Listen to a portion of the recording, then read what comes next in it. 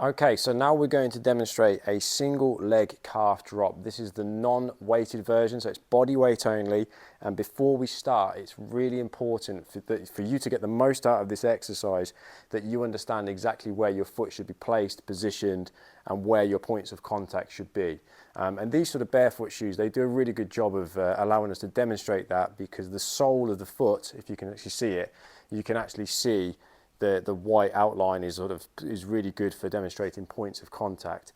So when we sort of position ourselves on the step, if you imagine this is a left shoe, my left barefoot shoe, and on the sole you can see the balls of the feet and the sort of heel and the big toe, and obviously they're really crucial for sort of for foot health, in terms of like learning where to distribute your pressure and distribute your forces. So when we do the single leg calf drop, you want to have at all times the inside ball of your foot, which is sort of underneath your big toe, and the outside ball of the foot, as well as the big toe. You want that sort of triangle, if you like, on the step at all times. And when you're pushing, you must ensure that you're also driving your big toe down into the step as well.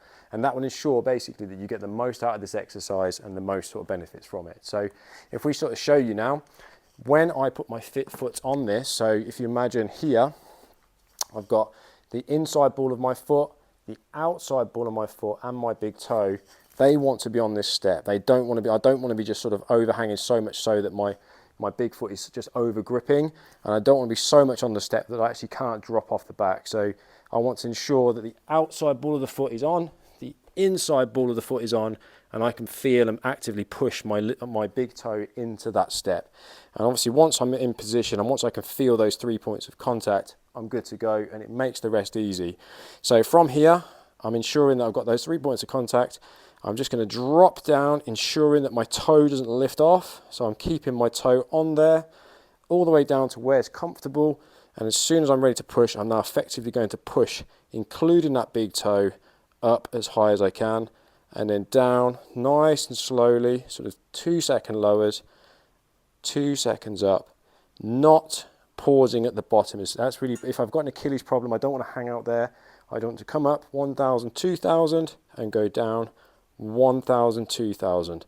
And as with any sort of, if it is an Achilles problem that you have, always ask yourself the 3 important questions.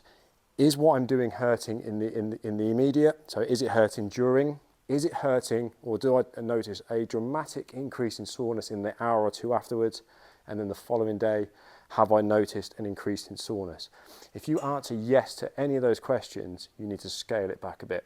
But yeah, the most important thing for a single leg drop exercise, 3 points of contact and a push through the big toe.